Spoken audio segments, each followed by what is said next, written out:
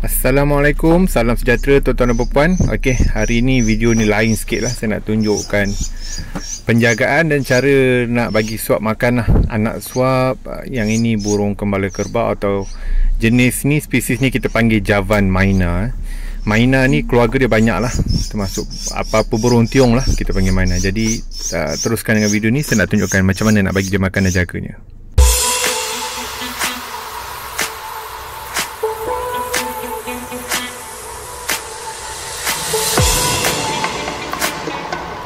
Baik, terima kasih tuan-tuan dan puan-puan kerana terus dengan Pokok Hijau Channel. Okey, seperti yang saya cakap awal tadi lah, topik kali ni lain sikit lah. Biasa pokok, racun, baja dan sebagainya. Hari ni saya nak tunjuk burung Javan Myna. Okey, ini anaknya dah usia dalam seminggu 2 minggu. Saya dapat daripada kawan saya dan saya jagalah. Dan untuk Javan Myna ni nak jaga dia senang saja. Okey, untuk saya ada kandang kecil ni. Kandang ni dah lama saya tak pakai, dan saya letak dalam bekas yang bekas air 1.5 liter ni. Jadi nak suap dia senang saja. Yang penting kita beli dedak anak ayam. Beli dedak anak ayam, jangan beli dedak yang besar. Ni dedak anak ayam yang macam ni.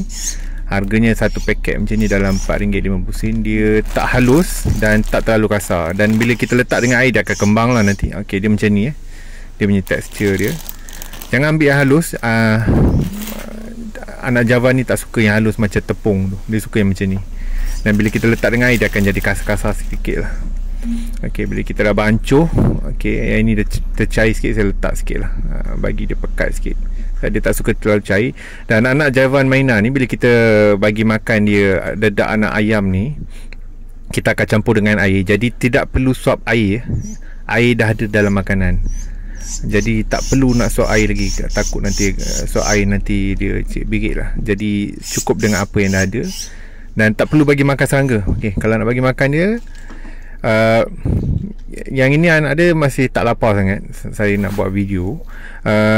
Kalau dia lapar, dia akan meminta, dia akan berbunyi lah macam yang dalam video ni. Dan biasanya bila dia berbunyi tu, okey, kalau dia macam ni, dia nak berak lah ni. Kalau dia dah angkat-angkat punggung tu, kemungkinan dia nak berak. Okay. Biasanya dia akan berbunyi, dia akan buka mulut. Dan kita pakai batang aiskrim ni dan terus suap ke dalam mulut. Okay, macam tu aja. Mudah aja nak suap anak Javan Myna ni. Anak Myna lain pun sama juga. Crested Myna, Great Myna dan sebagainya. Okay, sementara anak Javan Myna ni, kembala kerbau ni, tak lapar, saya nak tunjuk macam mana setting untuk dalam dia punya sangkar ni. Okay. Saya letak tisu dapur dalam part keping. Saya buat back to back, saya pusing ke belakang. Dan biasa saya tukar lah. Biasa orang tak tukar, tetapi saya suka tukar. Dan saya suka kandang yang bersih. Kita tak nak nanti dia bawa hama ataupun apa-apa penyakit. Jadi dalam dia, dalam kandang tu, apa yang kita letak adalah, saya letak satu lapis kain dan di bawahnya saya letak surat khabar. Dan kalau tuan-tuan dan perempuan tengok dia punya sangkar ni kering aja. Dan saya akan, sebab saya pakai tisu dapur ni, senang. Dia kotor je, saya bawa keluar tisu dapur tu, saya tukar je. Okey, setting dia mudah aja. Ada masa dia nak duduk.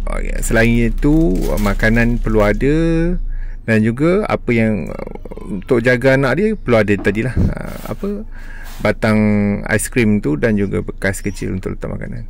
Dan biasa saya akan ada letak bekas ni kat dalam lah. Kadang-kadang dia suka tidur, dia dah memang alam semula jadi, dalam alam semula jadi dia suka dalam dia punya sangkar, dalam sarang burung yang kecil tu, dia suka dalam bentuk bulatan. Jadi saya letak macam tu lah. Okay. Kalau macam ni dia nak mengangang, dia tak makan lah. Okey, cara nak masukkan makanan, hujung batang aiskrim ni, kita letak makanan tu hujung. Hujung dia, jangan letak tengah-tengah. Dan bila dia mengangang nak minta tu, kita masukkan terus ke tengah tekak dia.